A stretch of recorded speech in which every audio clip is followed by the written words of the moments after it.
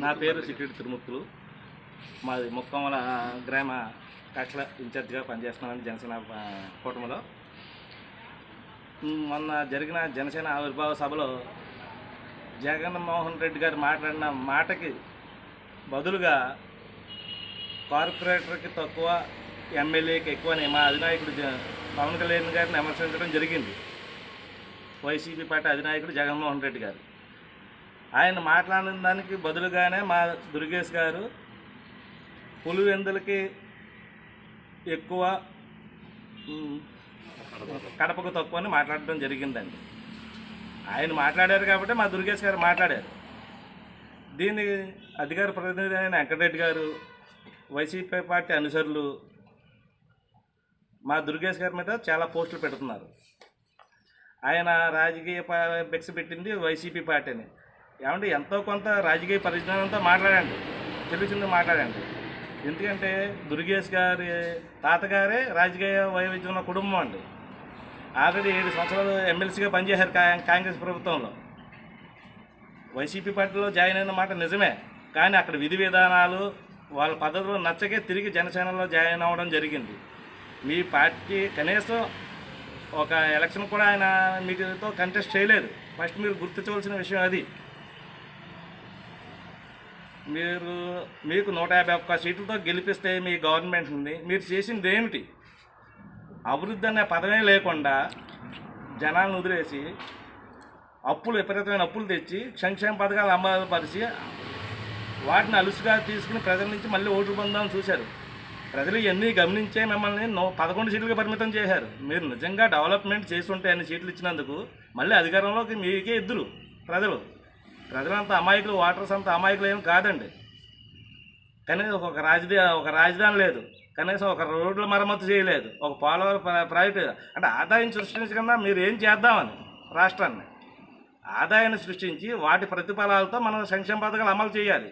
ఒక రాజకీయ నాయకుడికి ఉండవలసిన లక్షణం అది. అలాంటి లక్షణం లేనోడు కూడా వేరే వ్యక్తి పెట్టిన వైఎస్ఆర్సీపీ అనే పార్టీని లాక్కుని నువ్వు పార్టీ క్రియేట్ చేసావు. కనీసం పార్టీని కూడా పెట్టుకోలేని పరిస్థితుల్లో మీ అధినాయకుడు ఉన్నాడు. మీరా విమర్శలు చేసేది మా పార్టీ మీద. మీరు కాంగ్రెస్ పార్టీ పెట్టిన భిక్ష మీ కుటుంబానికి ఫస్ట్ అది తెలుసుకోండి. మీ అధినాయకుడికి తెలుసు. మీ అధినాయకుడు సొంతంగా పెట్టుకున్న మా జనసేన పార్టీ అన్నది మా అధినాయకుడు పవన్ కళ్యాణ్ గారు పెట్టుకున్న పార్టీ. మీ నాయకుడు చెప్పుకోవడానికి కూడా అర్హత లేదు. కనీసం ఆవిర్భావ సభ నిర్వహించుకోవడానికి కూడా అర్హత లేదు మీకు, మీ ప్రభుత్వానికి. మీలాంటి వారు ఎన్ని మాట్లాడినా ప్రజలు మీ ఎట్టి పరిస్థితుల్లో నమ్మరు. మా ప్రభుత్వం వచ్చిన తర్వాత అభివృద్ధితో పాటు సంక్షేమ పథకాలు కూడా సక్రమంగా అమలు చేస్తుంది. మీరు ఎక్కడ ఏ ప్రాంతానికి వెళ్ళండి, రోడ్లు అవుతేనే మీరు 5 సంవత్సరాల కాలంలో 2000 రోడ్లు మాత్రమే వేశారు, కిలోమీటర్ల రోడ్లు మాత్రమే. మేము వచ్చిన 7 నెలల్లో 4000 కిలోమీటర్ల రోడ్లు వేశారు మా కూటమి ప్రభుత్వం. దానికి ముఖ్యంగా మా జనసేన అధినాయకుడు మంత్రివర్యులుగా ఉండడం మేము చాలా గర్వించదగ్గ విషయం. మీ హయాంలో పర్యాటక సాంస్కృతిక శాఖ మంత్రిగా చేసిన రోజా గారు ఏం చేశారు? ఇప్పుడు ఉన్న మా నియోజకవర్గ ఎమ్మెల్యేగా నగ్గి పర్యాటక సాంస్కృతిక శాఖ మంత్రిగా ఉండి ఎన్ని అభివృద్ధి నిధులు తెస్తున్నారు. 100 కోట్ల నిధులు పెట్టుబడులు తీసుకొస్తున్నారు. మీరు ఎంజాయ్ చేయడానికి విదేశాలు వెళ్ళేవారు, మా నాయకుడు ఎంజాయ్ చేయడానికి కాదు, పెట్టుబడులు తేవడానికి, ఇక్కడ యువతకి ఉద్యోగాలు కల్పించడానికి, ఆర్థికంగా అభివృద్ధి చేయడానికి రాష్ట్రాన్ని కృషి చేస్తున్నారు అలుపెరగకుండా. ఇది మా ప్రభుత్వం యొక్క పని విధానం. ఇదే రకంగా మీరు పని చేస్తుంటే మీ ప్రజలందరూ మీకే పట్టం కడుతురు. మిమ్మల్ని ఎందుకు అధాపాతాలానికి తొక్కేశారు ఇప్పటికీ మీరు గ్రహించలేకపోతున్నారు. మీరు సంక్షేమ పథకాలు అమలు చేస్తే మీకు అధికారం ఎవరు? ప్రజలు ఆలోచించి అభివృద్ధితో పాటు సంక్షేమ పథకాలు అందించాలి. అది ఈ గవర్నమెంట్, ఈ ప్రభుత్వం చేస్తుంది, ఈ కుటుంబ ప్రభుత్వం. కాబట్టి ఇప్పటికైనా మీరు గ్రహించి బూతుల పురాణం లేదా అనుచితమైన వ్యాఖ్యలు చేయడం మానేసి ఒక రాజకీయ పార్టీ ఎందుకు పెట్టారు? మీరు ప్రజలకు సేవ చేయడం కోసం. మీరు ఇంట్లో మీ నాయకుడు అమ్మకి చెల్లికే న్యాయం చేయలేడు, సొంత బాబాయినే చంపేస్తే అందులో మీ వైసీపీ పార్టీ వాళ్ళే A1 A2లుగా ఉన్నారు. ఆయన అయ్యాములో లాస్ట్ టైం గవర్నమెంట్లో అన్యాయం జరిగిందని వాపోయారు మీరు. మీ గవర్నమెంట్ వచ్చిన తర్వాత ఆ కేసుని ఏం చేశారు? ఇన్వెస్టిగేషన్ ఎందుకు చేయలేకపోయారు? ఎందుకు దోషులను శిక్షించలేకపోయారు?